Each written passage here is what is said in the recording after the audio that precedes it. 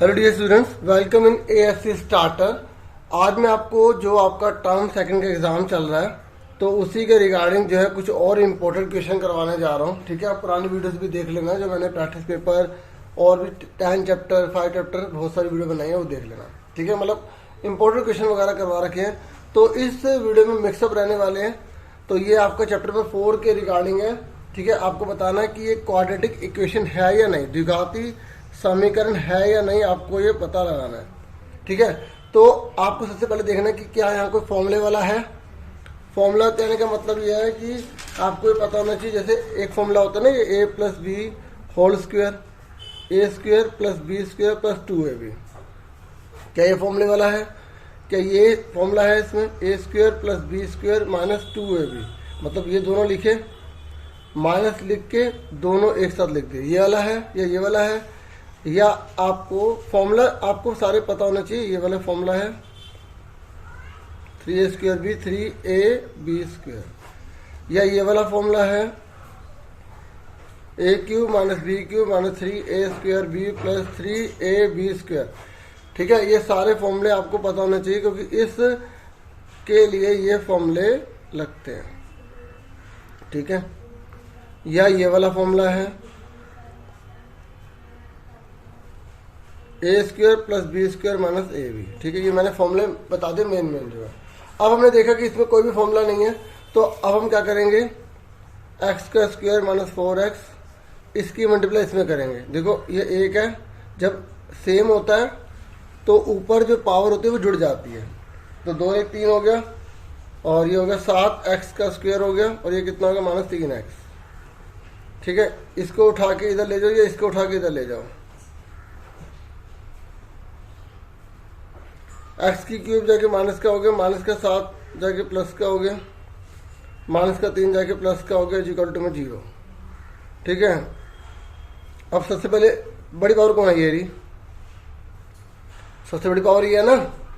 फिर ये एक्स का स्क्वायर है, ये भी एक्स का स्क्वायर है, तो 7 और ये कितना हो गया 8x का स्क्वायर। एक जैसे वाले को एक साथ करना है।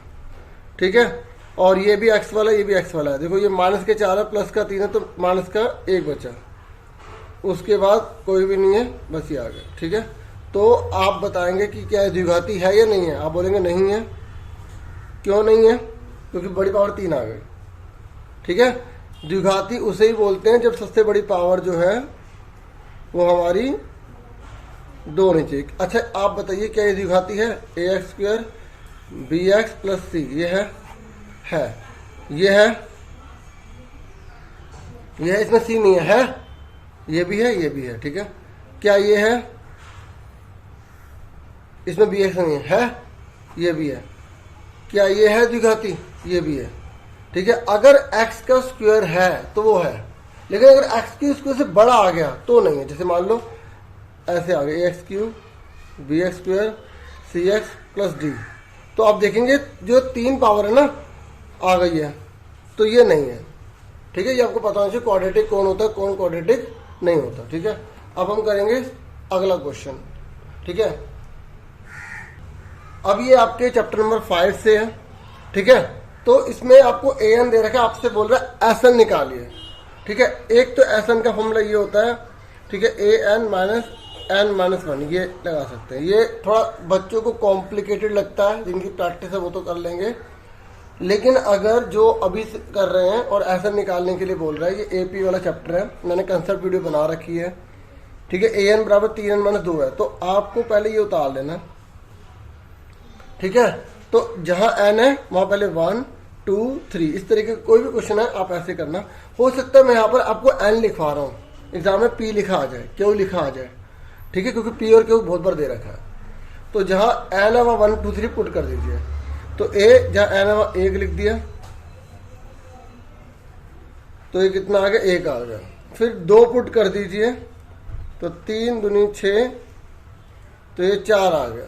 उसके बाद 3 पुट कर दीजिए, वैसे 2 ही बहुत होते हैं। ठीक है, 3 3 9 2 7 आ गया। अब ये जो a है ना, ये a लिखा है ना, s तो नहीं लिखा ना, तो ये जब a लिखा होता है तो AP बन गई 1 4 7, 1 फिर 4 फिर 7। फिर भी चेक करो क्या AP है। 4 में से 1 गया 3, 7 में 4 गया 3, AP है। ठीक है, तो AP तो हमारी बन गई। तो AP का मतलब पता नहीं क्या होता है, जिसका अंतर बराबर हो, 3 3 आ रहा है। तो A किसे कहते हैं, पहले वाले को। D किसे कहते हैं, दूसरे में से पहला घटा दो। 4 में से 1 गया, बचा 3। 4। अब हमसे पूछा क्या गया, SN पूछा गया ना। तो SN का फॉर्मूला क्या होता है, जो SN है उसका फॉर्मूला क्या होता है, n/2 है ना, 2a + n-1d, यही तो होता है। तो बस n की जगह क्या पुट करेंगे, n ही, क्योंकि हमें SN ही निकालना है। अगर यहाँ पे S 40 लिखता तो n की जगह 40 लिख देते। ठीक है, तो n की जगह हमने लिख दिया n ही, क्या लिख दिया, n ही लिख दिया।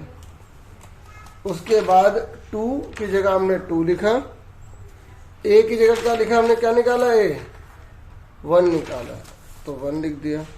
n की जगह n आ गया, माइनस की जगह माइनस, 1 की जगह 1, d की जगह क्या लिख देंगे, d कितना है हमारा, 4 में से 1 गया 3, तो 3 आ गया। ठीक है, तो n/2, 2 1 जा 2, 3 1 जा 3, 3 1 जा 3, n/2, 3n का 3n, 3 में से 2 चले गए, माइनस का 1। ठीक है, इतना छोड़ दो, अगर मल्टीप्लाई करनी तो कर दो, इसकी गुणा इसमें करो, 3n का स्क्वायर, इसमें मल्टीप्लाई करो n, 2 की ये नीचे लगा लो पूरे। ठीक है, अब मैं आपको एक बड़ी बात और बता दूं कि आप इसको देखकर ही d पता लगा सकते हो। ये जो दे रखा है ना, d पता नहीं किसे कहते हैं, कॉमन डिफरेंस, सार्व अंतर। ये जो हमने d निकाला है ना, 4 में से 1 गया 3। ठीक है, ये जो हमने d यहाँ रखा है, ठीक है, ये d हमने निकाला ना, ये देखो, आप इसको सोल्व के बिना पता लगा सकते हो कि d कितना होगा, जो भी n के साथ हो, जो भी n के साथ होता है वो d होता है। देखो 3 ही तो आ रहा है। ठीक है, ऐसे ही अगर SN में बोलेगा, तो n के साथ नहीं देखना। जब SN में बोलेगा तो जो 3 और 2 लिखा है ना इसके नीचे पूरा लिखो, और ये जो पावर है इसकी मल्टीप्लाई कर दो, तो देखो 3 ही आ रहा ना। अब अच्छा, मैं आपसे शॉर्टकट पूछता हूँ, जैसे SN दे रखा है n का स्क्वायर माइनस 3n, तो अब आप बताओ d कितना होगा। इसके आगे 1 लगाओ, कुछ नहीं तो 1, और पावर की मल्टीप्लाई कर दो, 2 आ गए। ठीक है, अगर मैंने आपको ये दे दिया n माइनस 4n की स्क्वायर ही होगा, 3 नहीं आ सकता, तो d कितना होगा, माइनस का 4 लिखा, मल्टीप्लाई में 2 लिख दिया, 8 आ गया माइनस का। आप बिना सोल्व किए पता लगा सकते हो। जैसे आप बताओ इसका क्या होगा, हाँ 3 × 2 = 6 होगा। Very good. ठीक है, ये d पता लगाने का शॉर्टकट ट्रिक है, अगर SN दे रखा है तो। और अगर AN दे रखा है तो जो n के साथ है वही d होगा। ठीक है, जैसे हम माइनस का 4n + 2 लिख दिया, तो d कितना होगा, माइनस का 4 होगा। ठीक है, समझ में आ गया आपको। अब उसके बाद हम करते हैं अगला क्वेश्चन, देखते हैं। ठीक है, थर्ड क्वेश्चन है, ये भी मैं चैप्टर 5 से ही ले रहा हूँ। ठीक है, जैसे 3 है, यहाँ बॉक्स बना दिया, यहाँ 11, तो यहाँ क्या आएगा, अगर AP है तो आप सिंपल करो, दोनों को जोड़ के आधा कर दो, 11 और 3 14, आधा कर दो 7। अब चेक करो AP है या नहीं। 3 में 4 जोड़े 7, 7 में 4 जोड़े 11, बन रहा ना AP।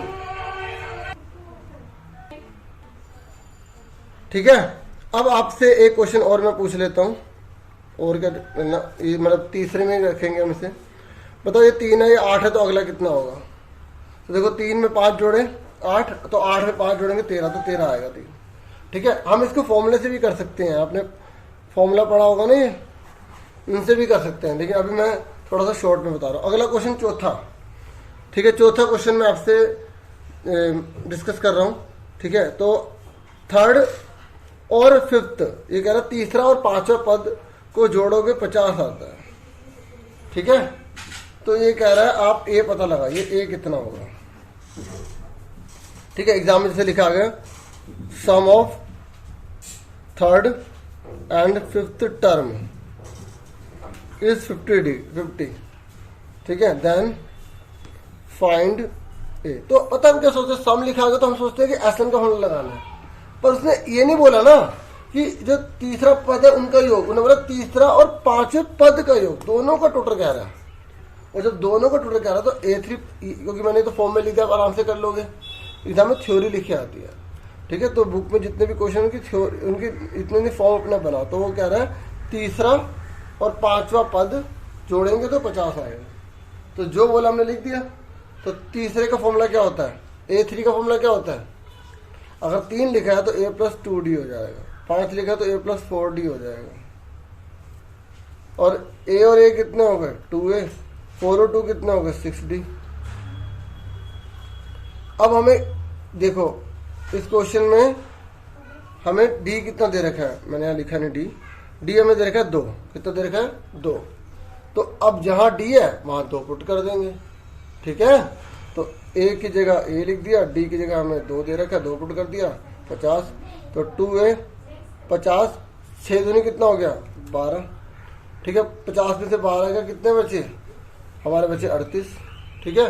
तो ये 2 गुणा वाला जाके क्या हो जाएगा, डिवाइड हो जाएगा। तो A कितना आ गया 38 अपन में 2 कर दिया तो हमारा 19 आ गया। समझ में आ गई। अब एक 5वां क्वेश्चन देखो जल्दी से। 5वें बोला 3K-4 K+4 and 2K-3 are in AP। मतलब मैं ये नहीं कह रहा ये क्वेश्चन आएंगे, मतलब इसके जैसा अगर आ सकता है, क्योंकि ये पेपर में जैसे आ चुके हैं ना बहुत बार, तो वैसे ही क्वेश्चन मैं आपको करवा रहा हूँ जो कभी ना कभी किस टाइम आ रखे हैं क्वेश्चन। तो ये कह रहा है कि ये तीनों के तीनों AP में है, हिंदी में मतलब ये तीनों समांतर श्रेणी में है।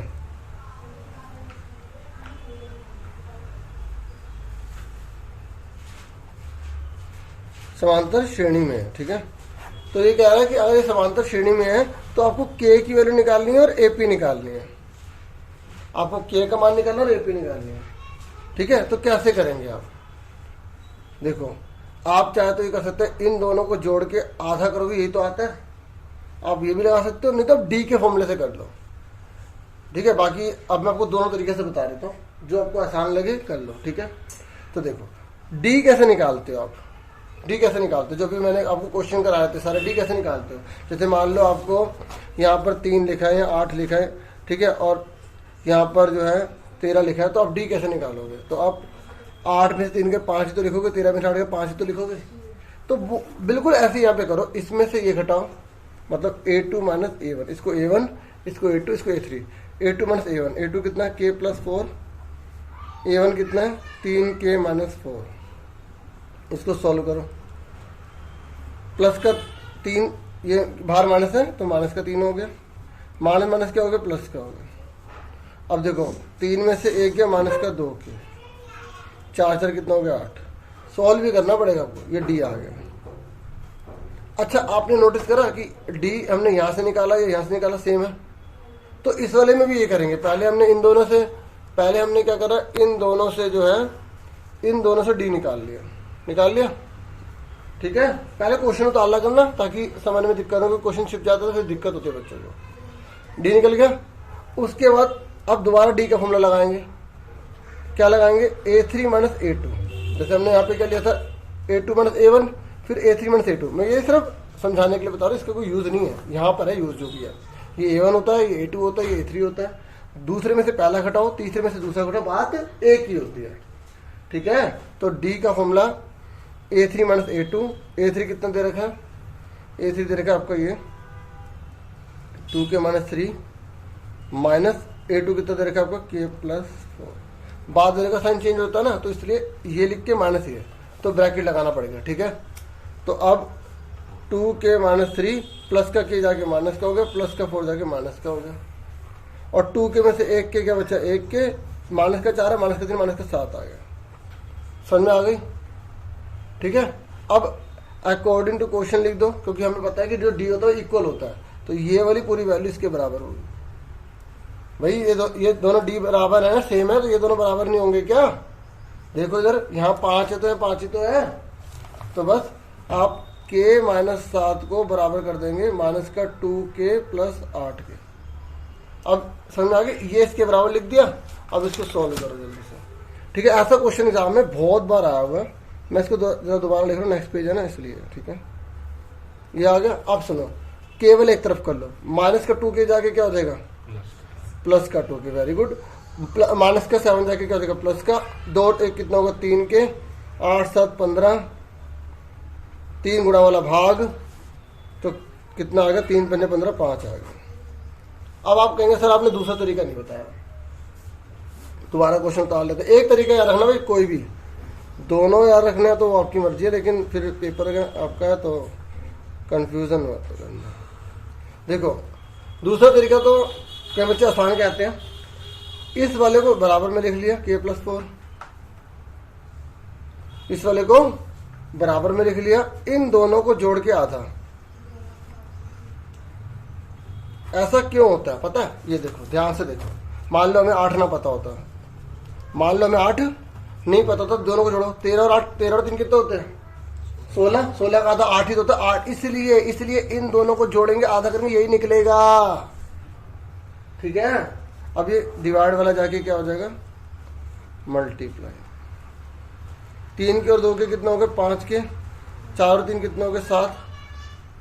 2 की इसमें गुणा करो, 2 के इसमें गुणा करो 8, 5 के -7, 2 के प्लस का 5 के माइनस का हो गया। भाई प्लस का जाके माइनस नहीं होगा? होगा। और प्लस का 8 जाके माइनस का होगा। देखो प्लस का इधर जाके माइनस हो गया, प्लस का इधर जाके माइनस हो गया, और 5 में से 2 के माइनस के 3 बचेंगे। माइनस की रकम बड़ी है, 8 7 15 माइनस के, और ये माइनस का 3 जाके क्या हो जाएगा? डिवाइड। मल्टीप्लाई में है ना ये, मैं दोबारा लिख लेता हूँ, ये मल्टीप्लाई में होता है। एग्जाम में गोला मत मार देना, मैं टीचर का मेरा काम आसान कर दिया। माइनस का 3 बटे में चला गया, तो माइनस से माइनस कट गया, 3 पंजे 15, के कितना आ गया? 5 आ गया। अब ध्यान से देख लो, दोनों का आंसर 5 आ रहा है। मुझे नहीं पता आपको कौन सा आसान तरीका लग रहा, ठीक है? अभी आपके ऊपर, आपको कौन सा आसान लग रहा है। मैंने दोनों करा दिए, ठीक है? समझ में आ गया? ये वो क्वेश्चन है जो बहुत बार एग्जाम में कभी ना कभी आए हुए हैं, ठीक है? छठा क्वेश्चन आपकी स्क्रीन पर है, ये, ठीक है? और आपको चौथे चैप्टर के तो बहुत सारे क्वेश्चन करवा चुका हूँ, पुरानी वीडियो जरूर देख लेना, 1 घंटे के आसपास है। ये दे रखा है, तो इसने बोला k की वैल्यू निकालिए अगर मूल बराबर है, ठीक है, इक्वल रूट्स है। एक बार रिवाइज करा दूं, देखो d की वैल्यू अगर 0 से बड़ी होती है तो उसको बोलते हैं रियल एंड डिस्टिंक्ट रूट्स, मतलब मूल, वास्तविक तथा भिन्न। मतलब 2 आंसर निकलेंगे। आपको पता ना, जब ये होता है ax² bx + c ये होता है, तो इसके 2 आंसर निकलते हैं, पावर 2 से 2 आंसर निकलते हैं, 2 रूट निकलते हैं ना, रूट मतलब मूल, तो 2 मूल निकलते हैं, लेकिन दोनों का आंसर अलग अलग निकलेंगे, दोनों मूल अलग अलग निकलेंगे, तो उसको भिन्न बोलते हैं। तो d की वैल्यू 0 से बड़ी होगी तो हम पहले पता लगा लेंगे, ये मैं थोड़ा एक्स्ट्रा बता रहा हूँ, ठीक है? मतलब कंसेप्ट, अगर d की वैल्यू 0 से बड़ी आएगी तो 2 आंसर निकलेंगे, अलग अलग निकलेंगे। अगर d की वैल्यू 0 के बराबर आएगी तो उसे बोलते हैं इक्वल रूट। इक्वल रूट बोलने का मतलब यही है कि 2 जो आंसर निकलेंगे ना वो सेम निकलेंगे, 2 जो आंसर निकलेंगे वो सेम निकलेंगे। अभी लास्ट में देखूंगा, अगर इसके क्वेश्चन में करवा दूं बुक का ही, ठीक है? और अगर d की वैल्यू 0 से छोटी आएगी तो उसे बोलते हैं नो रियल रूट, ठीक है? नो रियल रूट मतलब d की वैल्यू 0 से छोटी आ रही है, समझ में आ गया? और अगर एग्जाम में खाली बोल देता है रियल रूट, एक बात ये बच्चे ना कंफ्यूज होते हैं, अगर खाली रियल रूट बोल देता है मूल वास्तविक है, तो मूल वास्तविक है, ये k जब निकालना होता है तब यूज होता है। तो अगर बोल देते ना मूल वास्तविक है, तो इसका मतलब होता है कि जो d की वैल्यू है या तो वो 0 से बड़ी है या 0 के बराबर है, तो ये वाला साइन लगाना पड़ता है। मैंने क्वेश्चन करवाया हुआ है पिछली वीडियो में, जो 10 ये जो आपका 4 चैप्टर की जो मैंने वीडियो बनाई है ना इंपोर्टेंट, तो उसमें देख लेना, ठीक है? समझ में आ गया ये? क्योंकि एग्जाम में जब जो बोलेगा हमें वो लिखना पड़ेगा। अब मैं बोले इक्वल रूट्स बोला है, तो अब करेंगे कैसे? ऐसा कोई भी क्वेश्चन आए, सबसे पहले a लिखिए। सबसे पहले ये भी ध्यान रखना कि x के ऊपर 2 होना चाहिए, फिर x, फिर अकेला, मतलब बिना x के। तो a कितना दे रखा है? 3, b कितना दे रखा है? -4, c कितना दे रखा है? -k-3, ठीक है? अब उसके बाद d का फॉर्मूला लगाओ, b² - 4ac होता है, तो b कितना दे रखा है? -4, a कितना दे रखा है? 3। देखो यहाँ कोई साइन नहीं तो मल्टीप्लाई होता है, ब्रैकेट लगा लो। c कितना दे रखा है आपका? माइनस, फिर k-3, ठीक है? यहाँ थोड़ा सा मिडल ब्रैकेट कर लो, क्योंकि एक ब्रैकेट के अंदर एक ब्रैकेट और आ गया ना। अब देखो -4 की 2 पावर है, तो क्या आएगा आंसर? -4 की मल्टीप्लाई -4 में करेंगे तो 16 आएगा। तो ये 16 आ गया और ये माइनस है, तीनों की मल्टीप्लाई तो माइनस माइनस कट के प्लस बन गया और 4 × 12 हो गया। और अभी k-3 लिख दो। यहाँ हल्के से माइनस में गलती होगी ना, पूरा गलत हो जाना है, ठीक है। तो 16, अब 12 किस में गुणा करो, 12 कम 12, 12 × 36। तो 12 क्या लिखा, 36 में से 16 के कितने बचे, 20 बचे, ठीक है। अब इसको जीरो, क्योंकि यहाँ बोला मूल बराबर है। अब पता है ये चीज जो मैं आपको बता रहा था, ये यहाँ तक तो करना होता, कोई भी आ जाए, ये कुछ भी लिखा हुआ आ जाए, यहाँ तक तो ये करना ही होता है।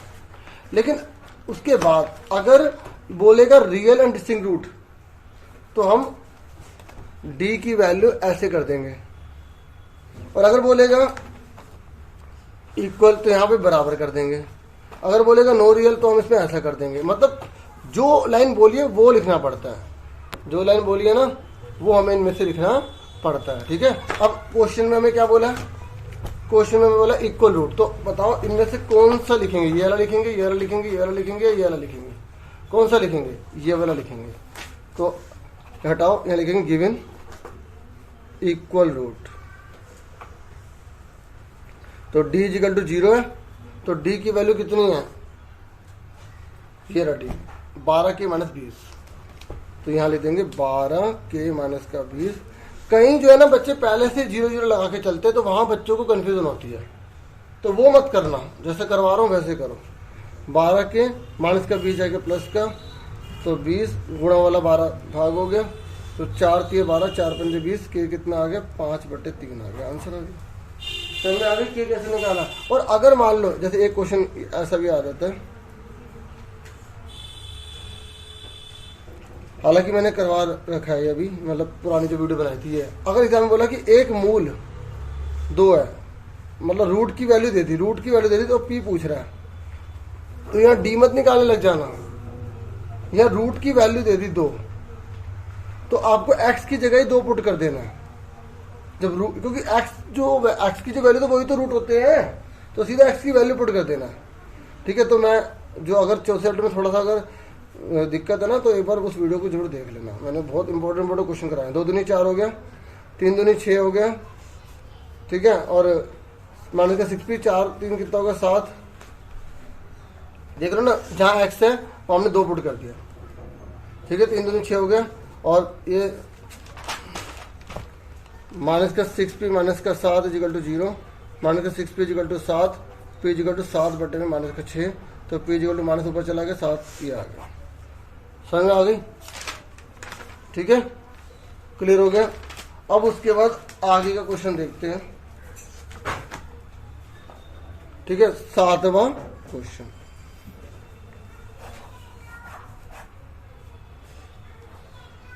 ये थोड़ा सा बिल्कुल बेसिक लिया है मैंने, 3 8 11 1, ठीक है। इसने बोला मीन निकालो, लेकिन एज्यूम मीन मेथड से, एज्यूम मीन मेथड से। तो जिसको आता है वो फटाफट इसको करे, ठीक है। माध्य निकालना है आपको, कल्पित विधि से निकालना है, ठीक है। तो कल्पित विधि से माध्य कैसे निकालोगे इसमें, अच्छा इस क्वेश्चन को पहले मैं करवा रहा हूँ कल्पित विधि। देखो 2 4 6 8, ये जो सीधा सीधा दिया होता है ना वो x होता है, ठीक है। और ये जो उल्टा सीधा दिया होता है ये f होता है। 3 8 11 1, ठीक है। तो मैंने आपको कल्पित विधि बोला है, ठीक है। कल्पित मतलब कल्पना करना, तो हमने इसमें से कल्पना कर ली कि 4 जो है वो माध्य है। हमने 4 को क्या मान लिया, माध्य मान लिया। तो जिसको माध्य मानते हैं उसी को x में से घटा देते हैं, तो इसको dx बोल देते हैं।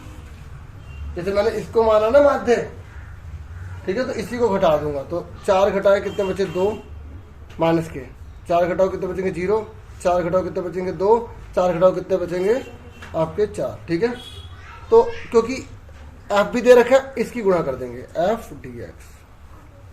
3 दूनी 6, 8 0 0, 11 दूनी 22, 4 एकम 4, ठीक है। समझ में आ गई। कल्पित माध्य का मतलब किसी एक को माध्य मान लेना। तो माध्य जो मानते हैं ना x में से मानते हैं, और कई बच्चे ने पहचान नहीं पाते कि x कौन है f कौन है। तो जो लाइन से बढ़ रहा होता है ना, ठीक है, वो x होता है। ठीक है। और हाँ ये मत सोचना कि इधर भी लाइन से पढ़ रहा है इधर भी लाइन से पढ़ रहा है तो ये एक्स हो जाएगा, वो कहीं सी एफ दिया होता है तो यहाँ पर फिर लेस देन वगैरह लिखा होता है, ठीक है। तो उसको सही करना पड़ता है, इंटरवल वाला है ना क्वेश्चन, ठीक है। तो ये आपको ये पता लग गया। अब इसको सॉल्व करो। माइनस का 6 है, प्लस के कितने हो गए 26, 26 में 6 के कितने बचे, प्लस के 20 बचे, ठीक है। तो उसके बाद अब माध्य का क्या फॉर्मूला होगा, देखो माध्य का जो फॉर्मूला होगा ना ए, क्योंकि देखो ए हमने घटाया है ना सब में से, तो ए जोड़ दिया, तो sigma F I D I, sigma F I, ठीक है। तो जो हमने घटाया यहाँ पे आई लगा दो, ठीक है, कोई दिक्कत नहीं है। एक्स लिखा है एक्स लिख दो, या एक्स लिखा एक्स लिख दो, इसमें कोई वो फर्क नहीं पड़ेगा, ठीक है। तो कहीं एफ एक्स लगाते कहीं नहीं लगाते, इसमें कोई दिक्कत नहीं है। ए कितना दे रखा है 4, एफ आई डी ए कितना है 20 है ना, और एफ आई कितना है, टोटल करो इसका कितना है 8 3 11 और 1 12 13 23, तो 23 लिख दिया। अब इसको से भाग करो, पहले 20 को 23 से भाग करो, ना जाने की 0 आ गई, ठीक है, पॉइंट लेके 0 पड़ गई, ठीक है। तो 8 से चला जाएगा, 8 से 24, 8 दिन 16 तो 18, ठीक है, और 3 9 से चला जाएगा ये आराम से, 9 3 27, 2 18 20 बड़ा हो गया, हाँ तो 8 से जाएगा, 8 से 24 ऊपर 2 कैरी, 8 दिन 16 18, ठीक है। तो कितना आ गया 10 में 6 और 9 में 16, ठीक है। तो कितना होगा 0.8 के आसपास आगे इसको जोड़ दिया 4.8। अगला एक कदम और निकाला तो निकाल देना, जैसे 7 आ जाएगा तो इस तरीके से, ठीक है। ये तो आता है ना। अब इसी क्वेश्चन में मैं आपको 7वें का हम बी पार्ट बोल देते हैं, ये पार्ट है, ठीक है, ठीक है। अब देखो इस क्वेश्चन में 2 है, ये 4 है, ये 6 है, ये 8 है, ठीक है, ये 3 है, ये 8 है, ये 11 1 है। इसने बोला है केवल मीन निकालो, मीडियन निकालो, मोड निकालो, खाली इतना बोल दिया कि माध्य निकालो, माध्यक निकालो और बहुलक निकालो, ठीक है। तो अब इसने तो बोला नहीं कौन से मेथड से करना है, तो आप मीन डायरेक्ट मेथड से भी कर सकते हो। ये मैंने कौन सा मेथड सिखाया, एज्यूम इन मेथड, ठीक है। तो अब इसको मैं करवा रहा हूँ तीनों को माध्य माध्य बोलो, इसको हम डायरेक्ट मेथड से कर रहे हैं। किससे कर रहे हैं, डायरेक्ट मेथड से। तो एक्स हमें कितना दे रखा है 2 4 6 8, ठीक है, और हमें एफ कितना दे रखा है 3 8 11 1। अच्छा, डायरेक्ट मेथड में क्या होता है, प्रत्यक्ष विधि में क्या होता है, जो प्रत्यक्ष विधि में आपको करवा रहा हूँ वो तो आप बहुत अच्छे से कर चुके हैं। क्या होता है इसमें कि सिंपल पहले गुणा कर दो, ठीक है, आई लगाना तो लगा लो, ठीक है। तो 3 दूनी 6, क्योंकि एग्जाम में ये एक्स तरफ से लिखे तो नाम कुछ दिया होता है ना, वेट वगैरह ऐसा कुछ दिया होता है ना।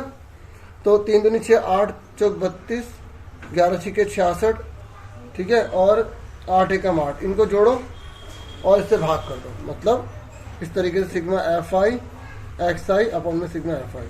तो ये कितना आया था इसका, ठीक है, 8 दिन 11 22 23, इसका 23 आता है, इसका टोटल करो कितना आएगा, ठीक है। इसको जोड़ेंगे तो 6 7 8, 8 से 14, 14 से 8 कितना होता है 22, ऊपर 2 कैरी हो गया, 3 तो 5, ठीक है, 3 तो 5 और 6 कितने हो गए 11, ठीक है, 112। इसको भाग करो कितना आ रहा है, तो आप जब डिवाइड करोगे तो वही आएगा 4.86 के आसपास, ठीक है। मैंने जैसे आगे का चलता रहेगा तो 7 लिख दिया था मैंने यहाँ पर, ठीक है, तो वही आंसर है। आप यहाँ 7 भी ले सकते 2 तक, ठीक है, क्लियर हो गया। अप्रोक्स लिखना है, अप्रोक्स लिख देना, ताकि ये इसका मतलब होता है कि मैंने लगभग में आंसर निकाल दिया, ठीक है, समझ में आ गई। अब इसी क्वेश्चन ये मैंने मीन निकाला, क्या निकाला है, मीन निकाला है, माध्य निकाला है, ठीक है। अब हम करेंगे माध्यक, माध्यक यानी कि मीडियन। इसी क्वेश्चन को मैंने दोबारा उतार लिया, एग्जाम में दोबारा उतारने की जरूरत नहीं है, लेकिन समझाने के लिए मैं कर रहा हूँ। 2 है, फिर 3 है, और 2 है, फिर उसके बाद 4 है, फिर 6 है, फिर 8 है, और यहाँ एफ दे रखा है हमें 6 नहीं 3 दे रखा है, फिर हमें 8 दे रखा है, उसके बाद हमें 11 दे रखा है 1। तो सी एफ कैसे निकालते हैं, सबसे पहले हमें सी एफ निकालना पड़ेगा। तो 3 का 3 लिखा, 3 में 8 जोड़े कितना हो गया 11, 11 में 11 जोड़े 22, 22 में 1 जोड़ा 23 आ गया। तो एन हमारा कितना है 23, ठीक है। तो जब हमें मीडियन निकालना होता है, इंटरवल तो नहीं दे रखा ना इसमें 2 लाइन वाला, तो मीडियन निकालना होता है तो इसके लिए हमें n+1/2 का फॉर्मूला लगाना पड़ता है। तो यानी कि 23 जमा में 1/2, ठीक है। तो 24/2, तो 24 का आधा कितना होता है, 12 होता है। तो 12 जो है वो कहाँ आ रहा है, इसमें आ रहा है ना 12 भाई, 11 तक गिनती खत्म हो गई ना, 12 इसमें आ रहा है, तो इसके सामने वाला x वाला आंसर 6 आ गया। ये f वाला मत लिख देना, x वाला आंसर होता है इसमें, ठीक है। अब उसके बाद हमसे पूछा गया इसी क्वेश्चन में मोड निकालो। क्या निकालो, मोड मतलब बहुलक निकालो। तो मोड में जैसे हम देखते हैं 2 है, 4 है, 6 है, 8 है, 3 है, 8 है, 11 1 है, ठीक है। तो आप कैसे निकालोगे, देखो 2 कितनी बार है, 3 बार है। मैं बिल्कुल आसान तरीके से 2 3 बार है, 4 8 बार है, 1 2 3 4 5 6 7 8, 6 कितनी बार है, 11 बार, 1 2 3 4 5 6 7 8 9 10 11, 1 2 3 4 5 6 7 8 9 10 11, ठीक है। 8 कितनी बार है, 1 बार। अब बताओ सबसे ज़्यादा बार कौन है, सबसे 6 है, तो 6 आंसर आ गया, ठीक है, 6 आंसर आ गया, बस खत्म। क्योंकि अगर मैं ऐसे बताता ना, बच्चे कहते कि 8 2 बार आ रहा है तो 8 आंसर हो गया। ऐसे नहीं देखना होता, 2 3 बार है, 4 8 बार है, 6 11 बार है, 8 1 बार है, तो सबसे ज़्यादा बार 6 तो हुआ। इससे कन्फ्यूजन दूर हो जाती है, समझ में आ गई, ठीक है। अगर एक क्वेश्चन जैसे आ जाए कि मीडियन, इसको हम सी पार्ट बोल देना, मीडियन आपका 3 दे रखा है, मोड आपका 5 दे रखा है, ठीक है। मीन निकालो, तो मीडियन मतलब क्या होता है, माध्यक, मोड मतलब होता है बहुलक, और मीन मतलब होता है माध्य।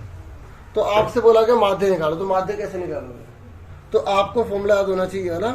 और रिलेशन, कभी भी रिलेशन लिखा आ जाए तो वो सूत्र की बात कर रहा है, फॉर्मूले की बात कर रहा है, फॉर्मूले से आपको सॉल्व करना है। तो इन तीनों में रिलेशन क्या होता है, mode equal to 3 median minus 2 mean, यानी कि बहुलक बराबर 3 माध्यक माइनस 2 माध्य, ठीक है। तो बहुलक कितना दे रखा है हमें, 5, जो चीज दे रखे पुट कर दो, ठीक है, 3, ठीक है। माध्य कितना दे रखा है हमें, 3, 2 माध्य कितना दे रखा है पता नहीं, ठीक है। तो 3 3 कितना हो गया, 9 हो गया। माइनस का 2 मिनट इधर ले जाओ, ठीक है, हिंदी वाले माध्य लिख देना, प्लस का 5 जाके माइनस का हो गया, तो 9 में से 5 गया 4, गुणा वाला 2 जाके क्या हो जाएगा, भाग, तो 2 आंसर आ गया। तो इस तरीके से हमारा आंसर आ गया, ठीक है, समझ में आ गई। अब देखेंगे 8वां क्वेश्चन, ठीक है। 8वां क्वेश्चन, 8वां क्वेश्चन आप फटाफट इसे करिए। 3 4 6 8 ये है, ठीक है। ये एक्स आई दे रखा है और एफ आई दे रखा है आपको 8 p + 4 3 2, ठीक है। और आपको जो है इस क्वेश्चन में मीन दे रखा है आपको 12 दे रखा है, कितना दे रखा है, 12, ठीक है। तो आपसे बोला गया p का मान निकालिए। तो बच्चों आपको p की वैल्यू निकालनी है, ये क्वेश्चन है, ठीक है। फिर आंसर मैं यहाँ कर रहा हूँ। एक्स आई कितना दे रखा है हमें, 3 4 6 और 8, और एफ आई हमको कितना दे रखा है, 8 p + 4 3 और 2, ठीक है। इन दोनों की मल्टीप्लाई कर दो, क्योंकि जो दिया होता है उसी का फॉर्मूला लगाते हैं। एक चीज गायब करिए तो एक चीज दिया, अगर 2 गायब करता तो 2 चीज देता, जैसे टोटल दे देता, ठीक है, और आंसर दे देते, मतलब, ठीक है, जो हमें निकालना होता है जनरली। एक चीज गायब करिए तो एक चीज दे दिया, ठीक है। तो 8 3 24 हो गया, इसकी मल्टीप्लाई करो, 4 4 16, 4 1 4,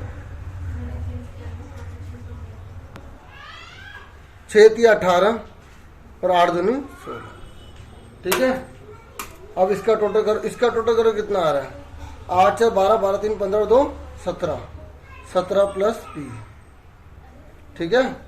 इसको जोड़ो, कितना आ रहा है, देखो 4p को मत जोड़ना, 4p को तो अलग लिख लो, बाकी को जोड़ दो, 24, ठीक है, आपका 16 18 और 16, तो 6 4 10 हो गया, ठीक है, 10 18 18 और 6 कितने होते, 24, ठीक है, ऊपर 2 हाथ से 2 2 4 5 6 7, ठीक है 74 आ गया, ठीक है। अब जो बोल, अब उसके बाद मीन का फॉर्मूला लगा दो, sigma F I x I upon में एफ आई, ठीक है। तो मीन कितना दे रखा हमें 12, तो यहाँ 12 लिख दिया।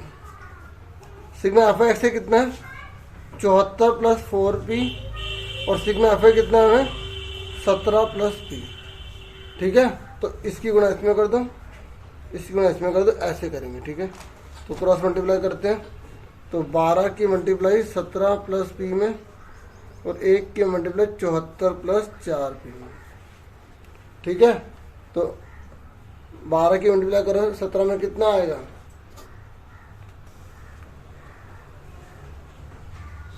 12 × 84, ऊपर 8 से 12 × 8 20, ठीक है। तो 12p, और इसकी 1 की मल्टीप्लाई करो 74 + 4p। अब प्लस के 74 को इधर ले जाओ, प्लस के 12p को इधर ले जाओ। 204 में से 74 के कितने बचे 130 बचे, और 12 में से 4 के कितने बचे माइनस के 8p बचे, माइनस के बचे, ठीक है। और 130 माइनस का 8 बटे में चला गया, और इसको काट दोगे तो आपका आंसर आ जाएगा, माइनस ऊपर पहुंचा दो, तो 130 को 8 से भाग कर दो, ठीक है। 8 एकम 8 16.25, 8 एकम 8 हो गया, 5 दे दिया, 8 6 48, ठीक है। 2 बच्चे, 8 दूनी 16, 8 पंजे 40, ठीक है, ठीक है। ओके, ये हमारा आंसर आ गया, ठीक है, समझ में आ गई। अब आगे देखो फटाफट 9th question. Question number 9th में मैंने सिर्फ फिगर सीधा बना रहा हूँ, ठीक है, या फिगर आपकी एग्जाम में बनी हुई आ गई। तो ये x दे रखा है, 20 दे रखा है, ये 90 डिग्री का है, ये b है, ये आपका a है, ये c है, और ये d है। इसने बोला ये 45 डिग्री का है, ये आपको 120 डिग्री का है, तो आपको h और x की वैल्यू निकालनी है, ठीक है। तो आप देखिए, हमें जो एंगल है वो ये और ये पता होना चाहिए ना। तो इसने तो हमें ये एंगल दे दिया, आपको पता नहीं कि लाइन का रोटर कितना होता है 180 होता है। तो ऐसे यहाँ पे एंगल कुछ भी दे सकता है, आपको ट्रायंगल के सारे फॉर्मूले पता होने चाहिए एंगल पता लगाने के लिए, क्योंकि आप ये क्वेश्चन तभी कर सकते हो जब आपको सही एंगल पता होंगे, ठीक है। तो ये 120 के थे, कितने का 60 का। अब हमको पता लग गया, अब कौन सा ट्रायंगल लेंगे, इन ट्रायंगल ABC, ABC। तो ये 60 डिग्री का है, तो tan थीटा = AB बट्टे में BC, ठीक है। हमने कौन सा ट्रायंगल ले लिया, ABC ले लिया, ठीक है। तो AB बट्टे में BC, tan थीटा की वैल्यू कितनी दे रखी है 60, AB कितना है H, BC कितना है X, tan 60 की वैल्यू कितनी होती है √3, X उधर चला गया, ये फर्स्ट आ गया, ठीक है। और इन दोनों में रिलेशन क्या होता है, tan का होता है। अब उसके बाद जो है आपका ये हमने कर लिया। अब उसके दूसरा जो है कौन सा ट्रायंगल लेंगे, इन ट्रायंगल ABD, क्योंकि हमें वो ट्रायंगल लेना होता है जिसमें 90 डिग्री का हो, ठीक है। तो 90 डिग्री का यहाँ पे कौन सा ट्रायंगल लगाएंगे 40 का। देखो जितना पास में एंगल होता है उतना बड़ा होता है, जितना दूर होगा उतना छोटा होगा, ये ध्यान रखना है। तो AB बटे में BD, ठीक है। तो tan 45 के लिए 1 होती है। AB कितना दे रखा है आपको H, BD कितना दे रखा है X + 20, ठीक है। तो ये उधर चला गया, X + 20 = में H, ठीक है। अब ये फर्स्ट है, ये सेकंड इक्वेशन है, ठीक है। अब आपके हाथ में, आप पहले किसको निकालते हैं, X को या H को। तो हम जैसे सोल्विंग फर्स्ट एंड सेकंड लिख देते हैं। समीकरण 1 और 2 को हल करने पर, तो मैंने H की वैल्यू जो दे रखी है वो मैंने यहाँ पुट कर दी, जहाँ H दे रखा है ना, और मैंने √3x लिख दिया। और इस x को उधर ले जाके क्या करेंगे, माइनस कर देंगे।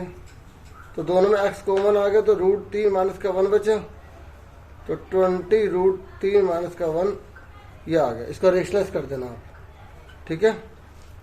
और x की वैल्यू निकल गई। अब हमसे पूछा h की वैल्यू कितनी होगी, तो ये जो x की वैल्यू यहाँ पुट कर दो, तो आपकी h की वैल्यू निकल आएगी, ठीक है। इसका मैं रेशनलाइज कर देता हूँ, कोई बात इतना करा तो √3 माइनस 1 ये चीज़ ऊपर चली गई।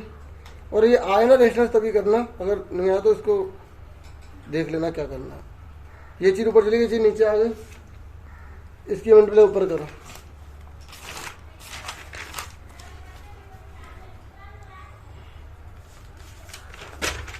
ठीक है, मैं इसमें कर रहा हूँ। तो ये 20 किसमें करी, 20√3। ठीक है, ऐसे करो, इसमें मल्टीप्लाई मत करो क्योंकि कट भी सकता है। तो 20√3 + 1, नीचे का फॉर्मूला होता है हमेशा a - b + b का फॉर्मूला होता है ना, a² - b² is equal to में क्या x है। तो 20 को 20 रहने दिया, √3 + x, √3 से कट गया स्क्वायर, 3 बचा, 1 आ गया। तो 20 √3 + 1, 3 में से 1 गया 2, तो 2 से कट गया, 2 धाम 20, तो 10, 3 + 1 x आ गया। तो x की वैल्यू हमारी कितनी आ गई, 10 ब्रैकेट में √3 + 1 आ गया। हमने बिल्कुल सिंपल निकाल दी। अब जब मैंने सिंपल निकाल दी तो जो h है यहाँ पुट कर दूंगा। तो h की वैल्यू कितना है, √3 तो लिखना ही लिखना है, √3 तो लिखना है, लेकिन x की जगह ये लिखना है 10 √3 + 1। ठीक है, तो कितना आगे से गुणा कर दो, 10 √3 √3 + 1। ठीक है, इतना छोड़ दो, अगर आगे करना तो गुणा कर सकते हो। ठीक है, समझ में आ गई आपको। देखिए, अब मैं आपको एक लास्ट क्वेश्चन करवा रहा हूँ आज की वीडियो का। ठीक है, और हो सका तो मैं और आपके लिए वीडियोस लेकर आने की कोशिश करूँगा। बाकी आप अच्छे से अपनी तैयारी पूरी रखिए। ठीक है, और अगर आप कहेंगे ना कि 14 और कंस्ट्रक्शन का जो चैप्टर उसका एक तरह से बेस बना के समझा दो, तो कमेंट कर देना, फिर देखता हूँ, फिर उसके और वीडियो लाएंगे।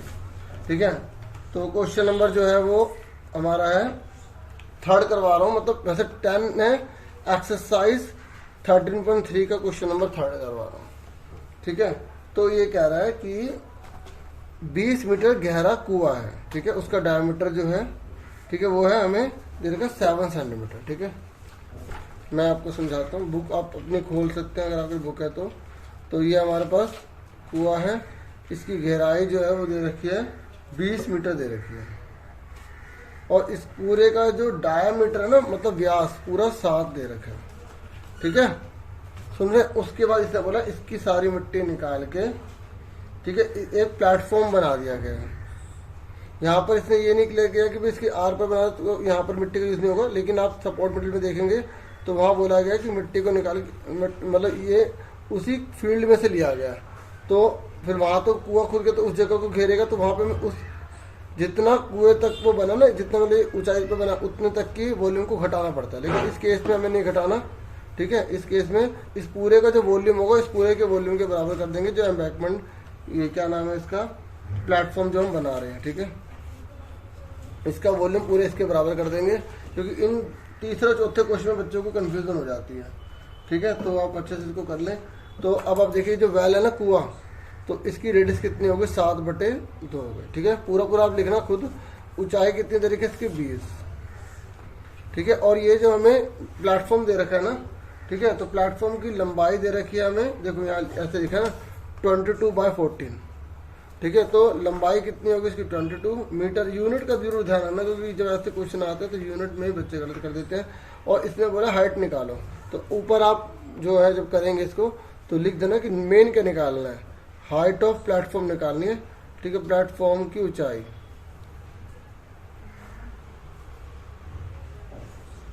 ठीक है, देखना एक बार हिंदी में प्लेटफॉर्म को क्या बोलते हैं। ठीक है, वो देख लेना एक बार और क्वेश्चन मार्क डाल देना।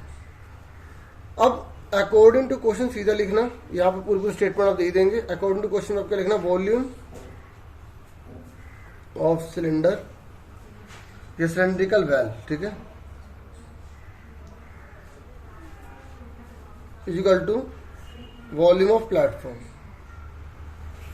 क्योंकि जब किसी को किस में बदला जाता है तो वॉल्यूम बराबर होता है। ठीक है, क्या बराबर होता है, आयतन उसका जो है वो बराबर होता है। आपको इस बात का ध्यान रखना होगा। तो वॉल्यूम सिलेंड्रिकल वेल क्या होगा, देखो इसको हम बड़ा एल ले लेते हैं। ठीक है, इसको हम बड़ा बी ले लेते हैं। ठीक है, और हमें जो निकालना है इसको हम बड़ा एच दे देते हैं। इससे क्या होगा, कंफ्यूजन नहीं रहेगी। अब बताओ, जो बेलनाकार जो कुआं है उसका आयतन का फॉर्मूला क्या होता है, और यहाँ जो प्लेटफॉर्म में लिख रहा हूं मैं, जो प्लेटफॉर्म है उसका जो आयतन का उसका फॉर्मूला क्या हुआ, ये बेलन की शेप में है तो बेलन का फॉर्मूला लगेगा पाई आर स्क्वायर एच। ये किसकी शेप में, क्यूबॉइड की शेप में है तो क्यूबॉइड का फॉर्मूला लगेगा वॉल्यूम का। आपको इस चैप्टर में फॉर्मूला पता होना चाहिए। और गुलाब जामुन का भी कर लेना, क्या पता इस बार केस स्टडी में दे दें। पाई कितना है 22/7। आर कितना है, कितना आर 7/2। एच कितना दे रखा है, एच दे रखा है 20। एल कितना दे रखा है 22। बी कितना दे रखा है 14। और हमें एच निकाला। इन दोनों को उठा के उधर ले जाएंगे, काट देंगे, आंसर आ जाएगा। ठीक है, अब क्या करेंगे देखो ध्यान से।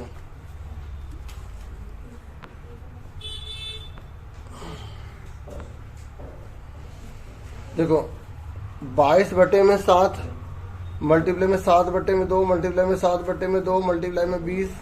ये 22 और 14 इधर जाके क्या हो जाएगा, 1/22 बन जाएगा, 1/14 बन जाएगा। बराबर मैं इधर लिखूँ या इधर लिखूँ, बात है कि अभी मैं इधर ही लिख देता हूँ, कोई बात नहीं।